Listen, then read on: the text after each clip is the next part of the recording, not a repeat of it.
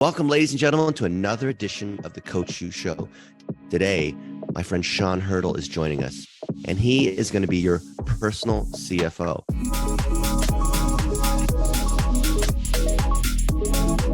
You know, he moved to Minnesota 2.5 years ago and lives in New Hope, right next to where I was in Plymouth. And he's got a background in nonprofits. He loves to help people. He even gave a 10-minute talk about why it's important to give and the different ways to give.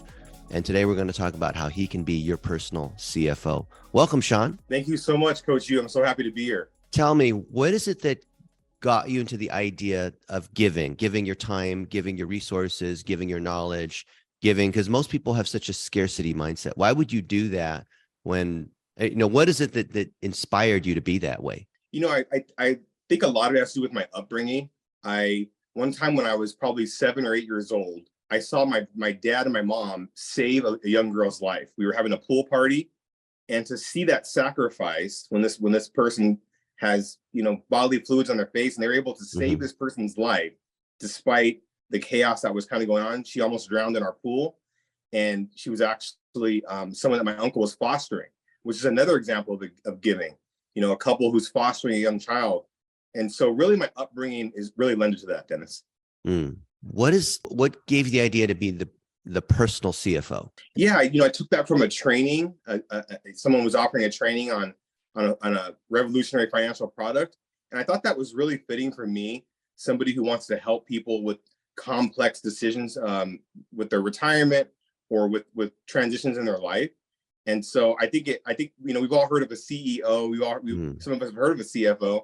And but I don't feel like a lot of families have someone in their corner, someone in the back. So I think it has a nice ring to it. Well, I feel like it's a secret that a lot of the wealthy people have. They have family offices, they have tax advisors, they're aware of every single change, but it feels like it takes money to make money. And it's something that the rich people have. What are some of the things that most common people might not be aware of? Yeah, it's a great question. I think there's a lot of tax advantages that folks can take advantage of, especially with the Great Resignation. We're seeing a lot of people starting their own businesses or going into a freelance. Actually, my wife just went freelance in her therapy practice for mental health. And there's a lot of tax advantages that come along with having an LLC or being a solopreneur. I think secondly, really just having that written plan is huge. We all go in our car, we get on Google Maps or Waze, and we plug in that destination. So Google's going to tell you exactly where you want to go. But how many of us have a written plan for ourselves or our family that we actually maintain and follow? They don't. They're just getting by. So who is this ideal client that you can be the personal CFO for? I think that person who lives two lives, that person who has their own business and has their family, right? And then helping them separate that and helping them get that plan in place.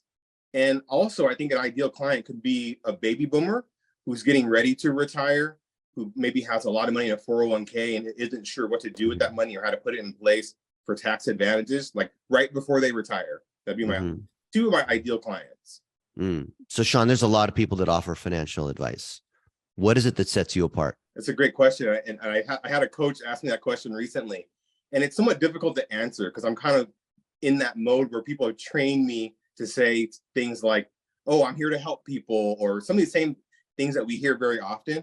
And I think what sets me apart, honestly, is that I'm the product of a legacy. My dad was a financial advisor growing up. So I had firsthand experience of some of these products and things that are kind of necessary. This was passed down to me. And I think that really sets me apart. Go more into that. One time when I was young, this is back when people, wouldn't wire money. One of my dad's clients passed away, and he invited me. I was the oldest of three. I have two younger brothers. We're all 3 years apart, all born in April. He invited me to go with him to deliver a death benefit claim to a client. And this is a family that had put something in place in the event that something happened to their loved one to replace income or, maybe help that family have a little bit of legacy for their kids. So I got to go into this home thinking that people would be crying and very sad, but they were actually celebrating that person's life. And as someone who was young, that made me kind of think about life and death. And I had that firsthand experience of someone receiving that claim, that death benefit claim, and having food with them and sitting down with them and eating with them, and they were celebrating that life. And I think that really, ingrained in me a different way to think about life, not take life for granted, but also what does it mean to kind of be prepared for the ultimate, inevitable. Talking about life, what's your view on life insurance? Should people get it? And if so, what kinds? Oh my gosh, this is something I talk about all the time, Dennis. First of what I'll say is there hasn't been any product invented that doesn't benefit someone. So I never really appreciate it, or I tell my clients to be wary if they're following advice where someone says, don't do product A or don't do product B. I think that life insurance is one of the most misunderstood products in especially the middle income community today. And I think that oftentimes what we found is that people will have, because typically you have term or permanent life insurance, but I see a lot of cases where both are beneficial for that individual or that family. It all depends on what that person's needs are, what their goals are, and where they're at in their life stage. Okay. What are the most common situations that you're running into, most common challenges you see with your clients? Yeah, this goes back to one of your first questions about not having that written plan. Beyond that, adhering to that plan, following that, like maybe make your budget fun, or don't be too lofty with your budget right away. I see it as a big challenge. And also in the US compared to other countries, we're not savers. We're really not savers. And so that's the biggest thing I see, is putting aside enough money for a retirement or for that rainy day. And additionally, I think when it comes to life insurance, and a lot of our financial education we get from our employer, whereas it's really beneficial to sit down with someone that's their career versus your HR rep or your employer who's really just checking a box, giving you that 401k or that sort of thing. Yeah. You spend all this time learning a skill to make money, but then what do you do with that money? What are some of the biggest mistakes, Sean, you see people making besides not having a plan? I see people getting life insurance and not taking advantage of living benefits. You can put something inside of your life insurance policy, like long-term care and other living benefits that are going to help you while you're alive. Additionally, I see people just not planning ahead for taxes. The 401k is going to be something that's taxable in the future. And so diversifying where your retirement funds are going to be is one of the biggest mistakes people aren't taking advantage of, because you're going to have to pay. Because if I asked you, Dennis, if I were to ask you, Dennis, do you think taxes are going up in the future or going down? They're going to go way up. They're going to go up. And we don't have a crystal ball. We can't predict that accurately, but the way things look, the way history represents stuff, they're going to go up. So if you're going to have a nest egg in a 401k or something like that, you're going to pay a lot more taxes in the future when you retire. Yeah, exactly. Why defer taxes at a rate that you don't even know about? I love overfunded life insurance. I think it's a great concept. My friend Caleb Williams has a book on it called The And Asset. There's so many great resources like Caleb's out there. David McKnight is a great author.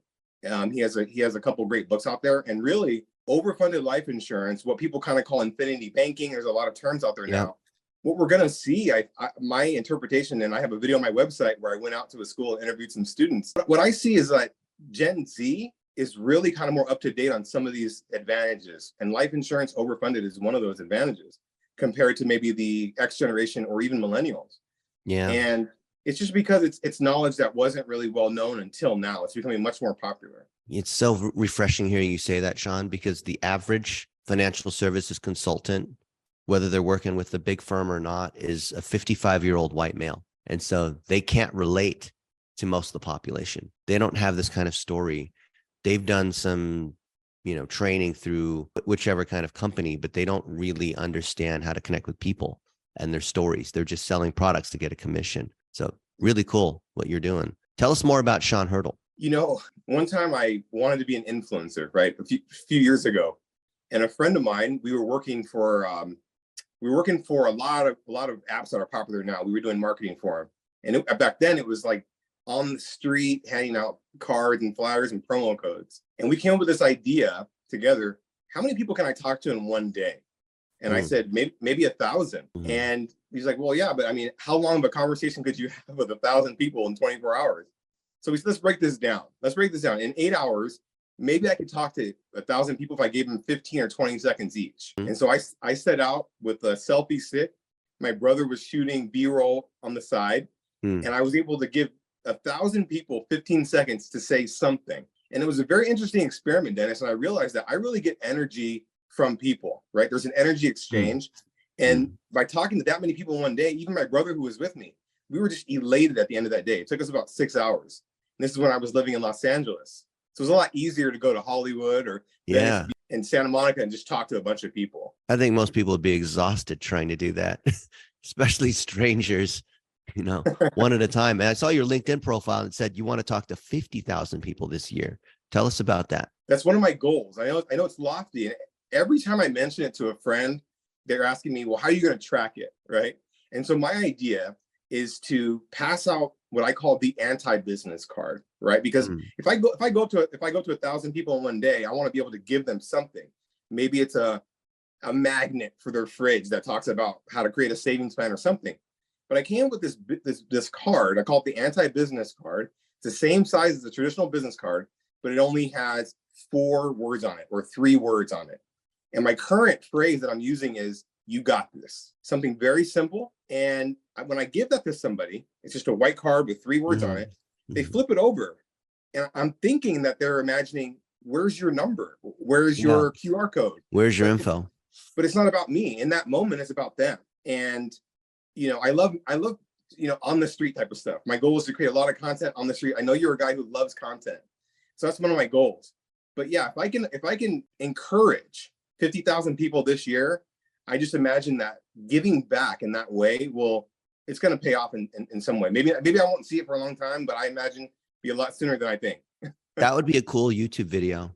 The man on the street kind of video. The ones that have really become popular. I know you said that 2.5 years ago, you tried to be an influencer, you started that path, but some of those popular videos are going up to people and saying, what do you do for a living? Or it's so true. How did you get this car? Right. You live in this nice house. What do you do? And it's just interesting as people share their wisdom and their stories. It's crazy because you used to live in Minnesota, right? And before I go into that, you'll appreciate this. You're a fan of the Enneagram. My wife is an Enneagram certified. Yeah. And so she introduced me to that when we got married 2 years ago. And I'm a 2. So You're a helper. Yeah. You're a giver. What's your wing? I'm a helper. I'm not 100% positive of my wing. She's going to kill me when she sees this, and she knows I don't know my wing, but she's a 9. And so I've had to learn a lot. We do mesh well together, but I've had to learn a lot about different people and maker. Yeah. What a good balance for the 2. Right. And so back to what we were talking about on the street type of stuff. You used to live in Plymouth, Minnesota. You're familiar with Minnetonka, right? Yes. Minnetonka Beach. A lot of people are familiar with the Prince line from a famous movie where he says, go bathe in Lake Minnetonka or whatever, right? Yeah. Well, Minnetonka, the city, is one of the few cities in the whole state where people make over $250,000, right? Yeah. So I think it'd be a great opportunity to go and talk to some of those people about, what do you do for a living, or how big is your boat, that type of thing. But yeah, doing person on the street type of stuff, I just feel like I have to do it. I feel called to do it. And if I can do it and give people a little bit of encouragement. And it's funny, I meet people, or I have friends who they're like, I still have that card you've given me, several years ago. My first one I did was thank you for you. And it's like, people may forget about me, but if they see that card in their mirror or on their fridge, that's gonna encourage them. People need that. There's a popular video, I think it's on YouTube, and it's about a guy who's a validator. Have you seen that? And he's like in a parking garage and people line up to get their parking validated. But he not only validates their parking, he gives them some kind of compliment. And so the line is just out the door. Everyone that wants to stand in line to be validated by this guy who says something nice to each person that's in line to get their parking ticket in the garage paid for. And I feel like what you have, giving out a simple card saying you got this, is something people desperately crave. They're not going to say it because it feels weak, but they really, really need it. And the majority of people are walking around lonely, even though they're technically in a big city, even though technically there's a lot of physical people around them, even though technically there's a lot of social media, but people are feeling kind of lonely and empty inside. It's so powerful. This notion of validation was really new to me.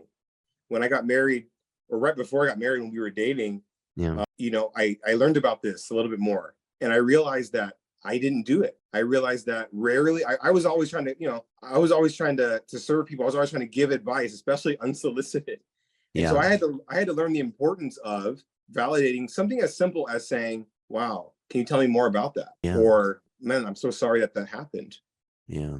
And not trying to offer advice, and not trying to just being present with that person, or tell me more about that. Or it's so, I can understand why you would feel that way. I'm not agreeing or disagreeing. I'm just saying it makes sense that you would feel that way.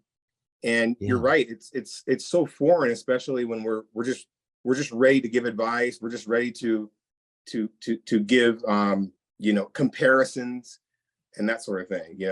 Oh, such and such, your family passed away. Well, when my dad passed away, this is how I felt. And it's like, no, just be with that person. Just tell them that you understand how they feel. Yeah. Acknowledge them. It could be as simple as, dude, we're both wearing purple shirts. I like your purple shirt. That's awesome. Right. Right. Purple's the color of royalty, they say.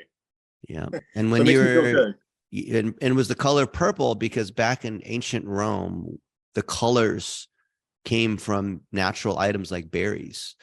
And purple was one of the most expensive, difficult colors to get. So if you were royalty, you had a purple toga, and it was called a toga praetexta. And few people could afford that purple because of the berries or whatever that it came from. Wow. I wasn't familiar with that. That's awesome. Yeah. Studying 5 years of Latin, that's what you get. Remember something, random facts. So what do people need to know about you, Sean, that they don't know? That they need to know, I would say that I'm here for them. I know that what I do, there's some transaction involved, but I want to kind of take the commodity out of that. And I just want to be there. Like I was saying, I just want to be there for people.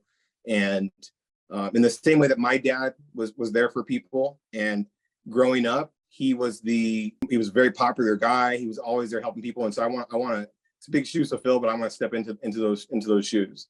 Yeah. And so coming from the nonprofit space, it's easy for me to kind of there's proof there, right? People don't have to look far to know about my history.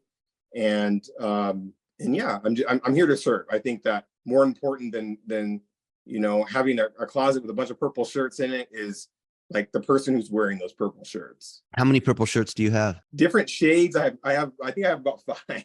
I noticed that because I was thinking, man, either he's wearing the same shirt or he has other shirts that are a lot like that. Funny story. Moving here to Minneapolis, my friend just invited me. I knew her from LA. She said, it's great here. You should check it out. It was in the middle of the pandemic. I was working remote doing what I do and helping people, being their personal CFO. So I could make the move. And I didn't move here with much. And I remember out of all like the kind of business clothes I had, I know we were on Zoom a lot then, and I still am now. I said, well, I don't really need a bunch of suits, so I only brought like 2 suits with me. And one of them was purple. I had just bought it because my friend got married, and there's a great picture of me and my wife on my website. Yeah. And because people are probably thinking, what kind of purple is he wearing on his wedding day? But it's a beautiful purple, deep. And I brought this suit up, and when we got engaged, my wife said, "You know what? I'm gonna buy a purple bridesmaid's dress just to match." And I got a new purple tie and a new purple shirt to go along with it. Prince would be proud. Yeah. Everybody thought, wow, you must be really into the Vikings or really into Prince because you're here in Minnesota. But I was like, they're both pretty cool, but that wasn't the reason why. You should make a bunch of videos in and around Minnetonka, interviewing people, elevating them, edifying them, validating them, so the people in Minnetonka know who you are. There's a lot of people that provide financial services, but there's not very much about financial services in Minnetonka, and there's not a lot about you. Or maybe you're meeting people, but find a way, if you can, to make 15-second videos elevating other people with their permission. Yep. And I think you'll be surprised at what happens, especially if you put that on TikTok and on YouTube. Nice. Thank you for that. I'm going to take that. I'm going to run with that. Yeah. Especially when you're in, at Caribou Coffee, which is big in Minnesota, or other, you're having a Juicy Lucy, which is the Minnesota food to eat, or you're at different places in Minnetonka. You could even be at the freaking, what is the Mall of America, which is near the airport, or other towns that are nearby, like Hopkins, and just show that you are eating at these places, you are frequenting these Minnetonka kind of businesses, and then run $1 a day against people that live in Minnetonka. And they'll say, I've eaten there, or I go to that park, or, I know that particular place. And then you will feel like a friend that people can reach out to if they just want someone to talk to, a shoulder to cry on, whatnot. I think that will extend kind of your ethos of wanting to give and wanting to connect with people and listening and validating before just being one of these people that's selling financial services. Right. That's great advice. Thank you for that. Yeah. And I'm glad you're in our $1 a day program. Super excited to be in there. I mean, excuse me. what's interesting is that I've always wanted to get into SEO more. I've always wanted to take digital marketing more seriously. And I had the opportunity several times. I worked with a small boutique firm, but I was kind of brought in just for that street team stuff, just to kind of manage with a couple influencers and promote these codes. Yeah. And I'm actually acquaintances with somebody who runs one of the biggest SEO Facebook groups. But okay. So joining Dollar a Day really gave me the opportunity to say, nope, I have to go through these bullet points. I have to get my Google Tag Manager, my Facebook Pixel. I have to get this stuff in play to know what's actually happening with the content that I'm making. And I feel very fortunate to be able to put together videos, and I've done it for other people, but now it's really time to do it for myself and be genuine about it, right? One take, not flashy stuff every 6 seconds, just really go out there with my phone and a decent mic and, do person on the street type of stuff. Yeah. Amazing. And you'll do well at it. You have that kind of personality, but you've been suffering from the cobbler's son has no shoes issue, which is, it's like the, I don't know, fat weight loss coach. Actually, that's not a good one, but because you're so busy helping other people that you need to work on your own brand. Or maybe apropos is put on your own mask, the oxygen mask on the airplane before you put the one on others. And you'll help other people through your personal brand, through other people seeing what you're doing and how you're connecting. That's good. Yeah. I can feel it kind of coming together.